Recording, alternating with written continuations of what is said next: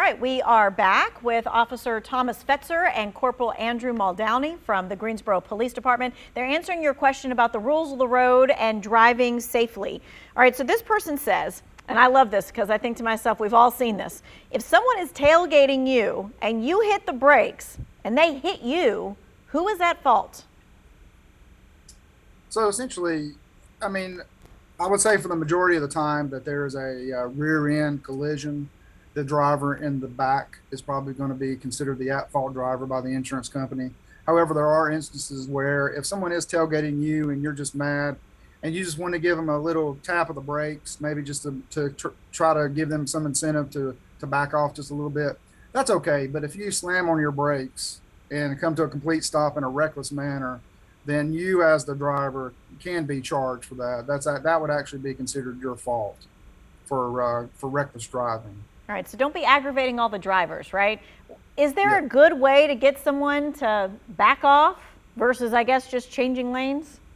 Correct. If you're on a multi-lane road, then just move over and just let them by. If they're in that much of a hurry, then you moving over and giving them a couple of seconds, then I would recommend just moving over. All right, let's talk about this. This question is, can I turn left on a red stoplight if it's a one-way street? I'll say it's a good question, and one that makes sense. You know, if you got one street going one way and the other one only going the other way, then it would make sense that, you know, I can make a left turn just like I can make a right turn. But the one thing is the law specifies a right turn on red. It doesn't say anything about a left turn on red. So no, you can't. You'd have to wait for the light to change. Okay, good to know. All right, this question is, when turning onto a road with 2 or more lanes, does it matter which lane you turn into? It's always safest to take the closest lane to you. Even if both lanes are open, take the closest lane to you, and especially if somebody is traveling in the other lane. There are instances where I've seen where vehicles have turned out of a side street and they've taken the farthest lane because a car was traveling in the inside lane. But I would just recommend waiting until that car passes and you make sure the road is clear, then you can turn into the inside lane and continue safely. Okay. This next question is there a law against going too slow? There is. It's actually called impeding traffic. And of course, at that point, you'd have to, it'd have to be articulated by the officer how that slow movement would be dangerous. For instance, I've seen people doing 10 under the speed limit in the slow lane as they feel like they're about to emerge onto like an off ramp. That's one thing.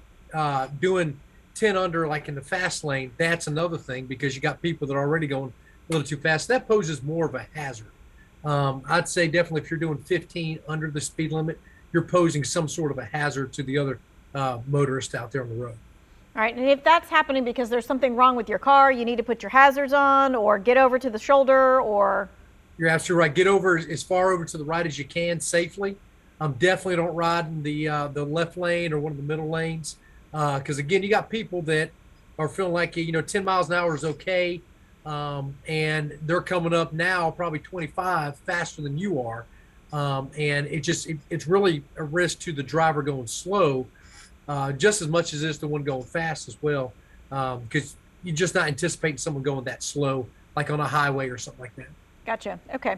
All right. So my soapbox is, of course, the blinker. So let's talk about the blinker and the beauty of the blinker. And can you get a ticket for not using your blinker?